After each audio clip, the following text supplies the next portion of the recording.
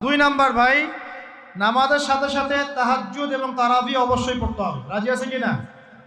আল্লাহর ওয়াস্তে গ্যাঞ্জাম করতে যায় না 20 না 8, এই গ্যাঞ্জামে আল্লাহর ওয়াস্তে যায় না। তারাবির নামাজ 5 ঘন্টা, কত রাকাত সেটা বড় কথা না। তারাবির নামাজ কত ঘন্টা?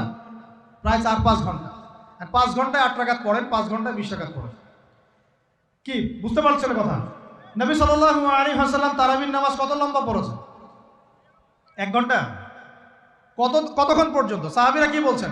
সাহাবীরা বলছেন যে আমরা তড়িঘড়ি করে সেহরি খেয়েছি।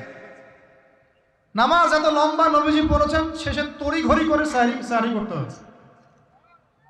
তা নবী সাল্লাল্লাহু আলাইহি ওয়াসাল্লামের 2 রাকাত নামাজ কত লম্বা ছিল। আমরা এখন নামাজের রাকাত সংখ্যা নিয়ে যত বেশি ঝগড়া করি, কোয়ালিটি নিয়ে এত ঝগড়া করি না। কোয়ালিটি ইম্পর্টেন্ট না? আমার নামাজটা কত সুন্দর হচ্ছে, কত লম্বা হচ্ছে, কত ধীর স্থির হচ্ছে, এই নামাজে আমি ধীর স্থিরভাবে কোরআন শুনবো, বুঝবো, চোখ দিয়ে পানি ঝরবে, এগুলো ইম্পর্টেন্ট না?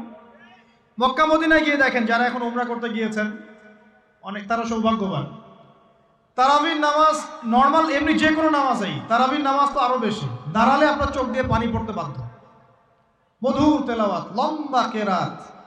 ফজরের নামাজ মিনিমাম 20 মিনিট। ফজরের নামাজ 15 থেকে 20 মিনিট। আর আমরা তো 3G 4G 5G মাশাআল্লাহ। কোন কোন মসজিদে 6G, মানে সূরা ফাতিহা শুরু হয়, ওই শেষে গেলে দলিন শেষ, মানে আর কিছু বুঝলাম না মাঝখানে কিছু। এগুলো কি নামাজ? আমরা তো নামাজ পড়তেই ভাই দুনিয়াতে আসছি নাকি? দুনিয়াতে আসছি কেন? ওমা খালাকতুল জিন্না ওয়াল ইনসা ইল্লা লিয়াবুদুন। তো নামাজই তো পড়তে আসছি ভাই, এত তাড়াহুড়ার কি আছে? ধীর স্থির ভাবে আপনি 8 রাকাত পড়তে চান, পড়েন, লম্বা করে পড়েন, ধীর স্থির ভাবে পড়েন। এক ভাই বলছেন আমি 20 পড়বো। আচ্ছা ভাই পড়ুক তো, ওকে 20 পড়তে দেন, লম্বা করে পড়তে বলেন, ধীর স্থির ভাবে পড়ো। আরেকজন পড়ছে 2 রাকাত, রাতের সালাত 2-2 করে, একটা হাদিস আছে না? রাতের সালাত 2-2 করে, এই বেচারা 2-2 করে পড়তেই আছে। তো লম্বা করে পড়লে কোনো সমস্যা আছে? উদ্দেশ্য কি? আল্লাহকে পাওয়া। আমি নামাজে আল্লাহকে পেলাম কিনা এটা বড় কথা।